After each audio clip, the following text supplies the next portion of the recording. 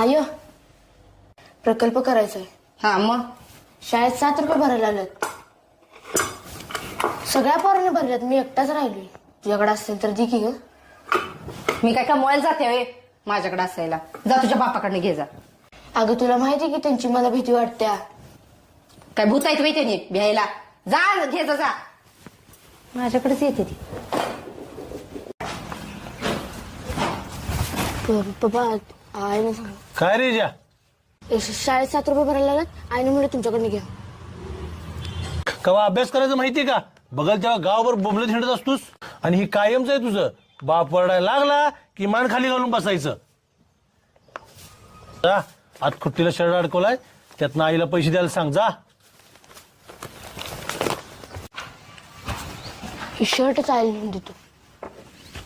पैसे कमवायला लय काम